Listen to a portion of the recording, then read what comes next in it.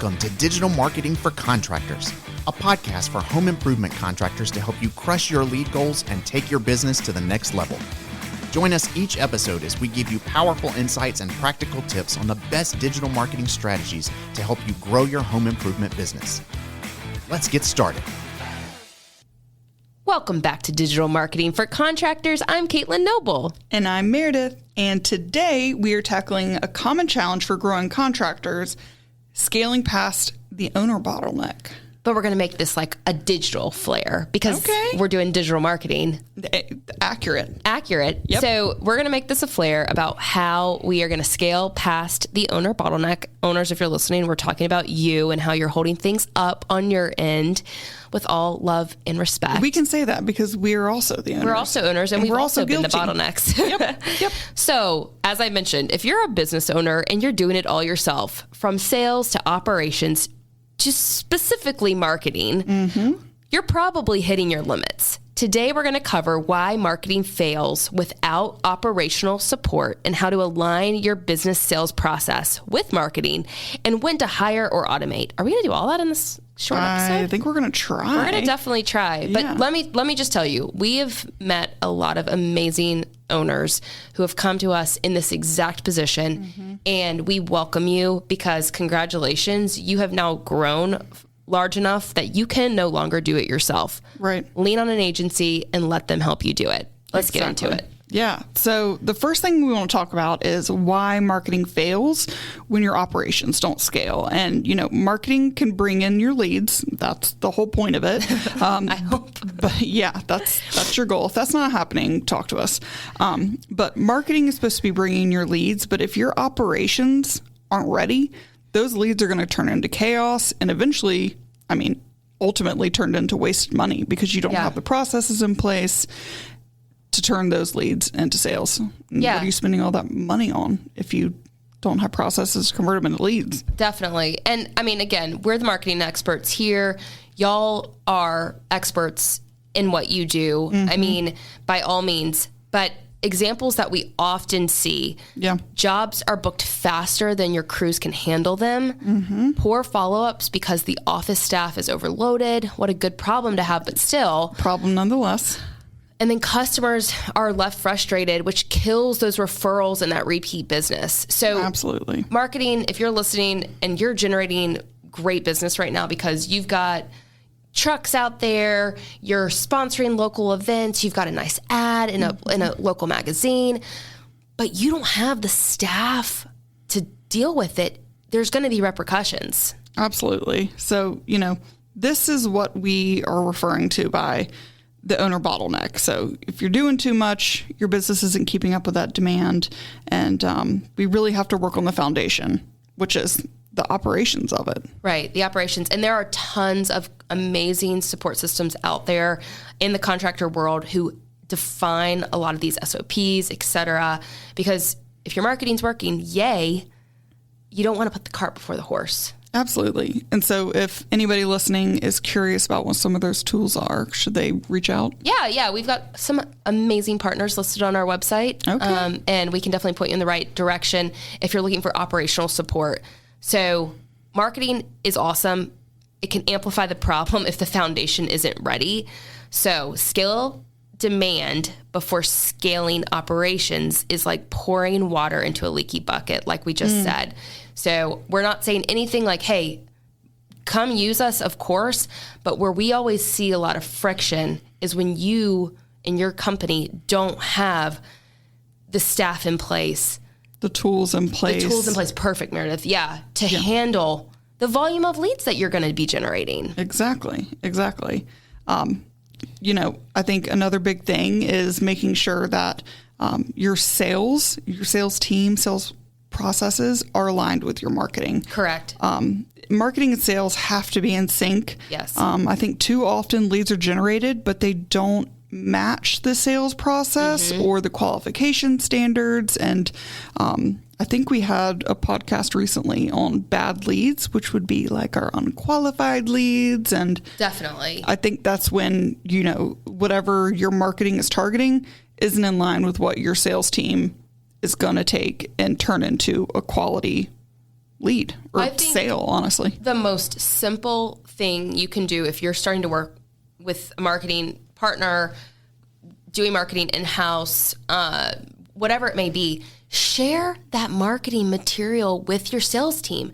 Share it with the person who's scheduling appointments, or your call center. We often, we may not be developing the TV commercial for clients, but we're referencing that TV commercial to make sure everything we're doing digitally matches.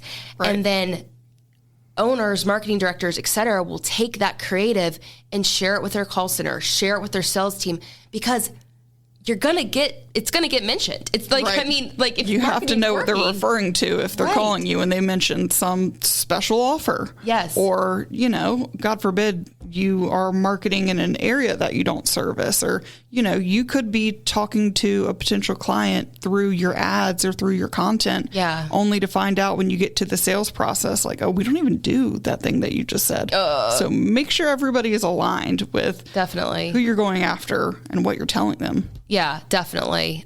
So that's kind of a no-brainer to make sure your marketing sales is in sync. Like Meredith said, we just had an episode about bad leads and what that harm can do to your business. Yep. So make sure you understand what correct lead qualification criteria means to your business and share that with your marketing agency. Standardized sales scripts and processes. Tons of great resources out there for contractors. I, again, could recommend a million. Reach out if you need some tips and tricks on the sales scripts and processes. And then again, like we said, those consistent handoffs. If somebody calls, somebody fills out a form on your website, make sure whoever is following through to make that appointment makes a note to the sales team. Hey, they mentioned that $1,000 off window offer. Please. Right. Please. I think at the end of the day, that's just it's the continuation of your customer journey. And so if the user or your customer has one experience on your website through your ads, through your commercials, and then hits the sales part of the process and it's completely different, that's going to create confusion.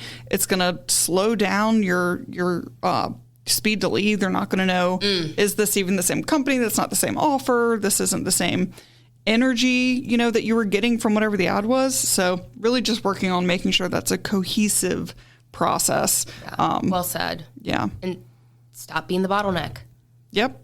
Absolutely. I think that's an if easy you're one. trying to do it, that's not, I think one of the easiest ways that owners can be the bottleneck is if you are growing and you haven't been able to let go of some of those things that maybe you need to delegate. I think that, if you're doing sales, if you're doing marketing, if you're trying to do everything, you're doing operations, if you're growing, you probably need some help with that. Yes. Obviously, we're here to help with marketing, but don't be the bottleneck, delegate and elevate, as we love to say. Yeah. And I think that brings us to the next part, which is knowing when to hire if you do need more help or when to automate. And automate's such a sexy word. I think hiring could almost feel... It can feel daunting. I was about to say easier, but then at the same time, it's more expensive, it's daunting, and you're having to train, et cetera, versus leaning on automations and tools that can do it for you much faster in many cases. So, yeah. And I think that automation tools have come so far. Correct. I remember 8 years ago, looking at Zapier for the first time and my brain exploded. Yeah. And I did not wait, this can happen? Understand automation, all the different triggers and filters and all the actions that it could perform. It has come such a long way. And there are tools, automation tools specifically built for you. Yes. And by you, I mean home improvement contractors. Correct. The owners of the company who want to get out of the way and stop being the bottleneck. They have tools. And again, we're partners with a lot of them. So give us a call. We can introduce you. And I would say probably the easiest one to inquire with right off the bat is your CRM. I 100%. Guarantee if you are using a CRM, your CRM has automation features that you're probably not using. Absolutely. So, I'll just intro this and then we'll get more into the weeds. Please. But as your business grows, you're going to hit a point where you just can't scale alone. So how do you decide hire or automate? What's the rule of thumb? Hire for? I would say hire for judgment-based roles. So sales managers, absolutely, project managers, operations, director of operations, places where you need a skilled human to make a judgment call, read the room, understand a person, a process, or the motivation. Yes. That's when I would hire. To automate. Repetitive. Think Absolutely. repetitive. Automate any of the repetitive processes that you're doing, any, really detail-oriented tasks like appointment scheduling, following up with a cold lead or a demo no sale, digital lead nurturing. Which you can do that through email marketing. Email, SMS, there's all different kinds of things.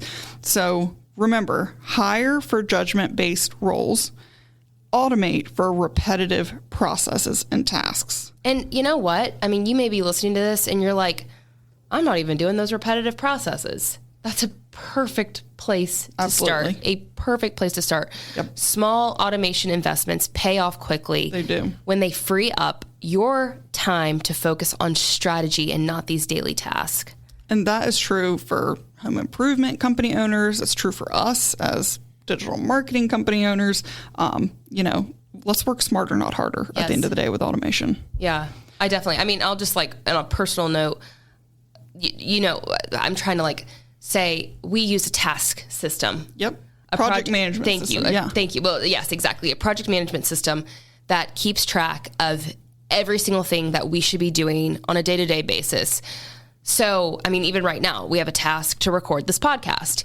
So that's very Inception. I know, but the point of me saying that is as you as an owner, if you're thinking about all of the tasks that you do every single day, it's just maybe start with the day. Don't think ahead. Right. At the end of the day, write down, hey, here is all of the nonsense. And some of it may not be nonsense, but here's all the nonsense I had to deal with. What can I delegate from that list to free up my time? Right. Challenge yourself to do that. Yeah. I love that. And I think that's a starting point to see hire, automate, keep. Yep. Absolutely. and it's fun. Don't get me wrong. There's a lot of things I would have liked to have kept. Right. But I know I need to have other people on my staff elevating and doing those things, even though they seem really fun. Exactly. And you guys are in that position too. I know it. We've heard from you. We totally get it. And I also want to make sure that we talk about before we wrap up of what is going to break first when a home improvement company goes from 1 million to 5 million in revenue. That's a big swing. It is a big swing. I think it would be 5 times if my math is correct. Yeah, that would be. At this revenue stage, common failure points include. So when you're going from that $1 million size company to over $5 million, your operations is definitely going to start to break down. That's your crews, your project management, and your supply chain. And why are they going to break down? Well, because the way that they were built was built for a smaller team, correct, for a smaller output. You're basically trying to put more through a system that wasn't built for that more. So speaking of bottlenecks, you're going to have a bunch in there. So definitely.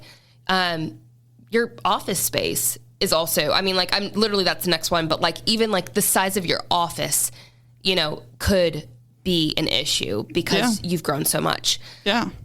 Speaking of offices, office systems. So how you schedule appointments, your CRM, for the love. We've met so many amazing companies who are just at $1 million and maybe don't even use a CRM. Yeah. If you're going to get past $1 million, please use a CRM to manage all of this business. And with that, you're going to have a tool right at your hand to manage follow-ups and invoicing and everything else that you're not going to have to do, like I said, by hand. Automate, baby. Yep. We got sales. Yeah. That's definitely something that's going to change as you grow. You, and we love you guys, but you're probably out there selling. Yep. It's your company, it's your face, it's maybe your family. Right. You're super proud of it. And you're good at it. You're good. You're authentic and you're good. Train. You can't be everywhere at once, though. Yeah, you can't be everywhere else. I mean, everywhere at once, like you said. I mean, and if that's what you want to do, if you're like, I'm not good at anything else, I just want to sell, that's working, then who's going to cover the rest of those tasks that we just mentioned? Right. So think about outsourcing that sales process and make sure it's consistent. Yep. And make sure you've got a system now that you're going to be this big $5+ million company to do something with these unqualified leads. And what does an unqualified lead mean to your company? Right. And I mean, spoiler alert, go back to our bad leads episode, but we talk about what that unqualified lead might mean to you. So definitely give it a listen. Last thing. Yeah. I mean, this is where we shine here. Yeah. We shine here. Yeah. Last thing here. So what's going to start to break down after you get past $1 million? Your marketing. It's absolutely going to start breaking down in the best kind of way. Right. I think, if you are doing some great marketing, producing a lot of sales, or, Got a great referral campaigns, you have a lot of things to do to grow that revenue. And, to get from 1 million to 5 million, you're going to have to start looking at your marketing campaigns. They're going to look different, or they're going to be more expensive. Different. Exactly. Spend money to make money. And we're not just saying that. It's the honest truth. The way that you reach people is going to need to be different. If you're growing to 5 times the revenue, you're probably going to get new service areas, or you're going to, add on a new product, new products, more services. So your campaigns are going to have to change.